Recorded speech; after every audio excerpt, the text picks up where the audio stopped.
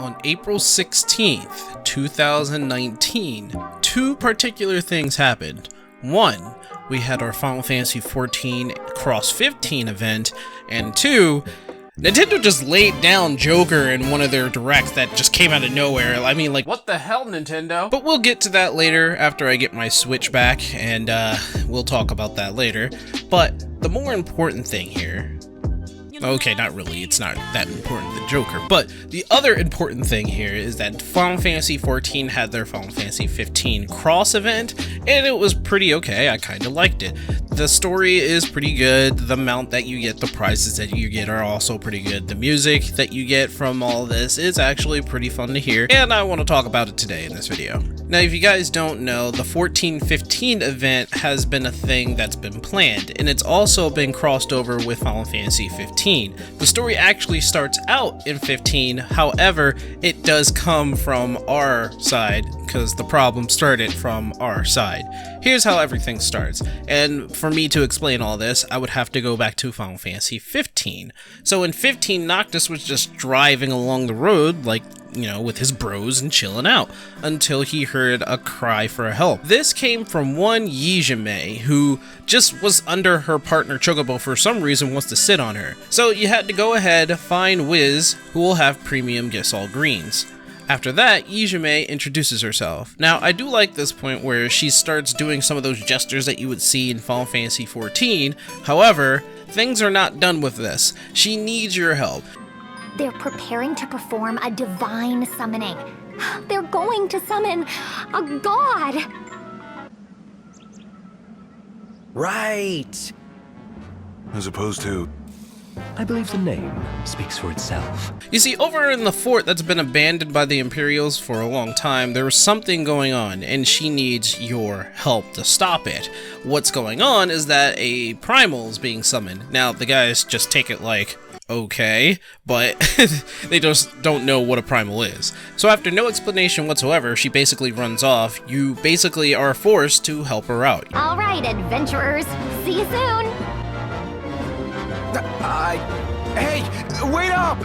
You go to the base and you find out that there are Ixal everywhere trying to summon Garuda. Now, Garuda is from our world, and we already know how bad she can be, but the Ixal, as soon as they get teleported over here, they just want to summon their Primal, which I guess it's the norm. You find out some certain things after you do a lookout. You see that there's crystals everywhere, and the Ixal are using these crystals to summon Garuda.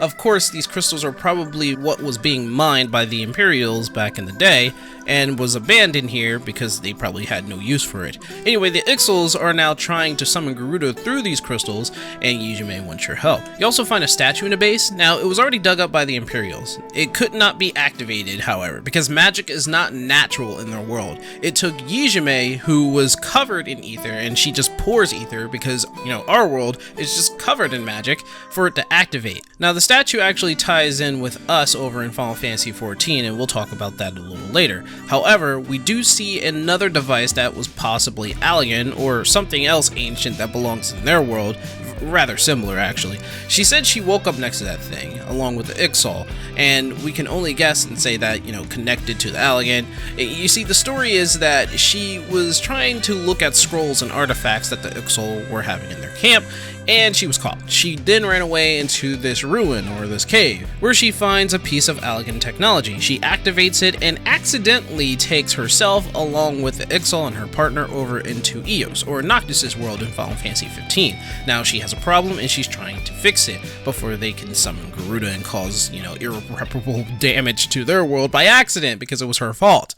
So, after staking out all that and understanding the situation, the team is ready to go. However, there's just a couple things. One, the orbs that are just circling the place are probably left behind by the Imperials were reactivated by the Ixal, so they have to get past that.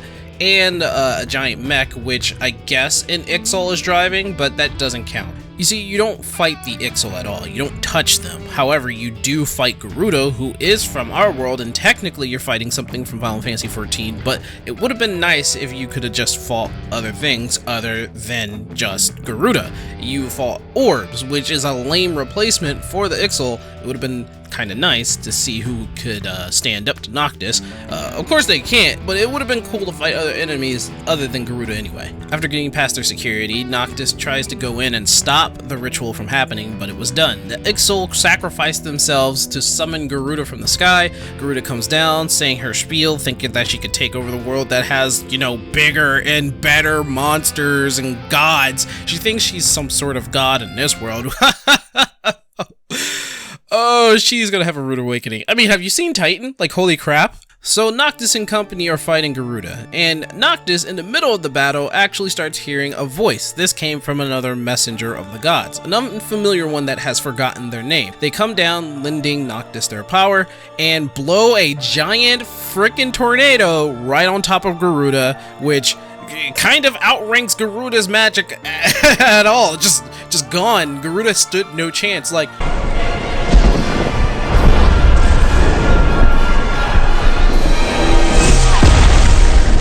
make you pay!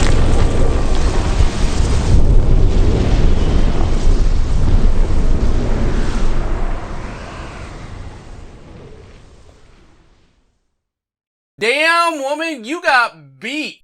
So this nameless messenger of the god actually takes Noctis into his own trial by sending him to our world, thus beginning the 1415 event. So Noctis is actually near Uda, and for whatever reason they like throwing him into some sort of desert setting, but I'm okay with that because it kind of matches the theme for how the Regalia actually broke down. He's next to a broken down Regalia, which makes no sense actually. Since the Regalia is left in front of the base, there is no way the Regalia was taken with him into the other world, so I'm guessing this is a set piece made by, well, the nameless messenger who wanted Noctis to have a reason for other people to help him, and I guess to give us a little gift. I'm not really too sure. So we, as the good guy that we are inclined to help him and help push the Regalia somewhere closer to a station or something, and by God, did we move very far. So Sid comes by and offers to fix up the Regalia. However, he doesn't have any parts for the Regalia because it's a piece of technology he's never seen before.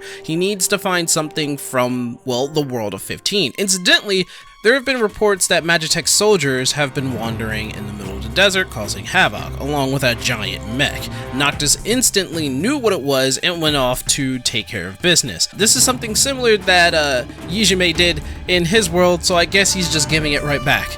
Anyway, we go into the desert and we fight this thing. I fought it like 3 times so I can get the parts, and the reward for the parts is actually Orchestria. So if you haven't gotten all the Orchestrians, I feel kind of sad for you. So we take the parts to Sid's assistance while he takes his time to fix up the Regalia. Noctis has his own adventure in 14. The first thing that happens is that he is bombarded with a lot of questions from a news reporter who's just looking for the coin, isn't she? I like how they bring Noctis into this world. He is his full personality, not being too melancholy, but he's very positive, and he acts like how he is in text, where he is in, you know, Final Fantasy 15 in voice acting, and I do like that.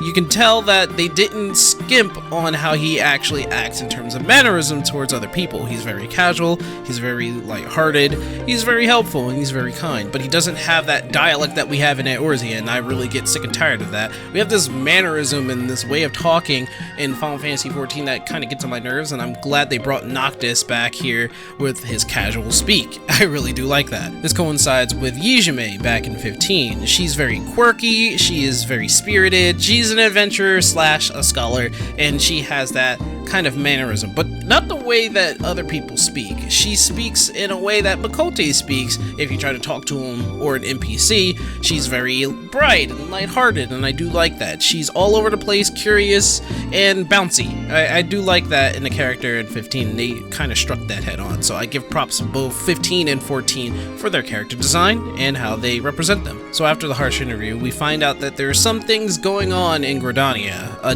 demon has appeared. Now, I'm not really too sure how a demon got here, and I'm guessing that's also the messenger's fault. I figure the mech and the demon being here, while you fight the mech with like hundreds of other people, you fight the demon with Noctis by yourself, and I figure all of this was so that Noctis can be tested by the messenger. But you fight this demon, which by the way gives us telegraphs for everything, and I'm glad because I don't have to look at my UI just to be able to fight him and give you this clear footage. However, going back to Gridania, we are told that Garuda is being summoned by the Ixal again. Now, Noctis knows who the Ixal are because he fought them in his world, so he figured that he can help us fight this new Garuda that's about to be summoned. And, well, that's good on him. He's helping us fight a Primal. And, well, nobody tries to stop him once again, and he runs off. But things are a bit mixed up. They didn't summon their Garuda, they summoned Noctis's messenger, who came down to give Noctis his final test. And, well, we fight this thing like a weaker Garuda. Honestly, it's a very underwhelming fight. We actually do this really weak link attack, which is kind of silly, and it's kind of stupid, and it's so fake, but they try to add a little 15 element in there. You see, the link strikes that you are implementing in this fight is a power that Noctis gives you before the battle. It's a action move, and we get to strike a sword at it and just teleport across the entire field. Of course, we need a target to do so, and let me just tell you, it is by far the best gap closer we've ever had in this game. You can go from one side of the map to the other to an enemy and do damage to him, and it's like the best thing ever. We do these link strikes and it's fun doing it. We're just zipping back and forth like pew pew pew pew pew. After defeating this messenger with a couple of fake link strikes, we get this really heartfelt goodbye. We're done. We helped Noctis do what he has to do, and he went through this trial in another world. He goes back in his really fake regalia back through a portal to his world. And by the way, I don't like the fact that they're using Lunafrey's image to entice Noctis to do his mission. You see, if anybody's played Final Fantasy 15, you know that gods basically dictate everything. Everybody gets pretty much F over in 15, and well, as far as the whole bro thing going on in the early sides of the game, later on, it just gets all hectic and just messed up. The story just goes off the wall. It just means that gods are dicks, and this just shows that, hey, Noctis, you wanna go ahead and do that mission you were supposed to do back in your world? Oh, okay. It's so mean. Anyway, we say goodbye to Noctis. We know we're not gonna see him again, obviously, if you played 15, and we go about our day. So, we're done. What do we do afterwards? What do we do after this big adventure? We go to the Golden Saucer! You see, Sid was able to replicate the regalia and make a unique one for you to buy over in the Golden Saucer. I guess he was putting it to mass production because now everyone can get one, and everyone is going to get one, and holy crap, look at Rolger's reach. If you haven't gotten it, it's actually pretty cheap at the Golden Saucer. It's 200,000 MGPs. Now I say that's cheap, but trust me when I say it's not as expensive as other things. So it's 200,000 and you just have to basically grind, and this is where things come to a halt for me. I don't usually come to the Golden Saucer, and it's mandatory for you to have MGP to get this mount, unless they're selling it in the Moogle store or whatever, or the Mog Station or whatever. I don't know what the fuck they're called. I mean, going to the Golden Saucer and doing these mini games are fun, but this is an artificial way of bringing us back to a place that it's been long abandoned. It's just fill up this place so that you can get this car. And it's not like I totally hate the fact that they're artificially getting us back here just to do something, but it's the fact that we're forced to be here in order to get a rather okay or pretty good mount. It sits 4 people in it. However, it doesn't have the one thing that I was hoping it would have. A freaking radio. Like, you have all these orchestrions. We already know that there's a radio in Final Fantasy XV's regalia. Why isn't it in this mount? Why couldn't we have a mount that had a radio or an orchestrion just plugged into it? Why can't we have that available to us? Because I know the regalia has a freaking radio in it. Why couldn't we just have it in ours? I just think this is a missed opportunity. I mean, the mount music that you get with the regalia is pretty okay, and it's pretty chill. I really do like it. It's the pit stop music from 15, and it always seems to calm me down whenever I listen to it, so I'm okay with it. But a radio would have been great. Oh, but wait, we're not even done. After everything that happened in 14, Noctis returns to his world in 15, just standing there, and he acted like it was just a dream. So he can hardly remember us and anything that happened in Eorzea, so I guess it's just been reneged, I guess. Anyway, he moves on with his day. However, the messenger god does speak to him one more time. Oh, that's right. I never asked any of your names. Bit late for that. Come on, show the young lady a little kindness. I'm Gladio. Minax! Prompto's my name, photography's my game. Photography? Taking pictures? Hold on a sec. had your turn. How could I forget the bespectacled gentleman with the bespoke chefness? You're some wingman. I was defeated by the gods and awakened by a traveler from another world.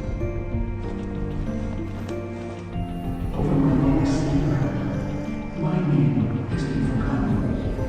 I shall therefore take my name from the goddess of storms. Henceforth, I am Garuda. Together with the gods, I shall bring the winds of dawn to your era of twilight.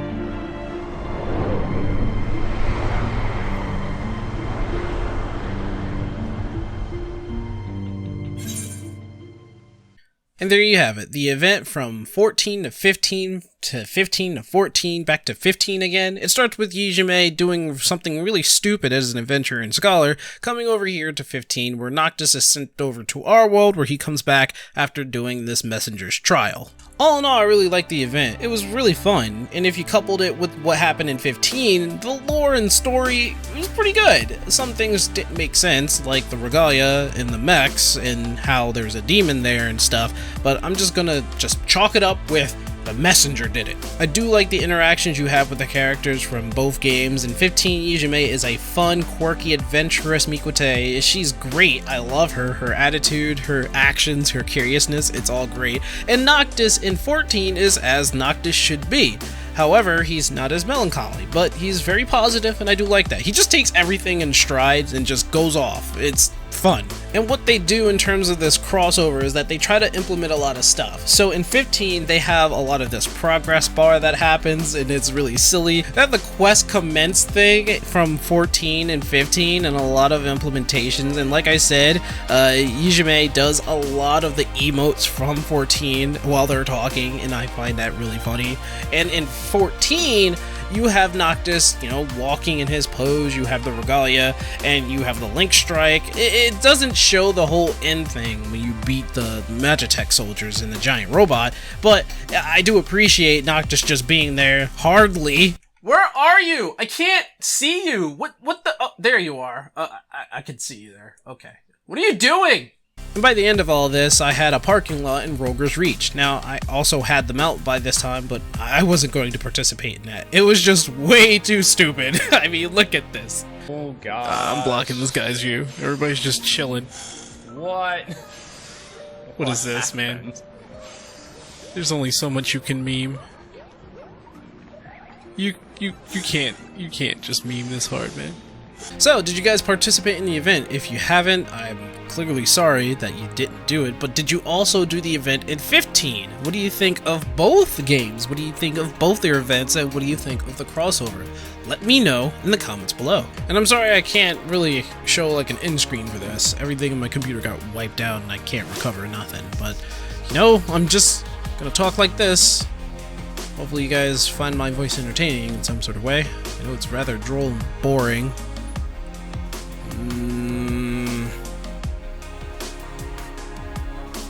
I think I'm just gonna go have some tea or something.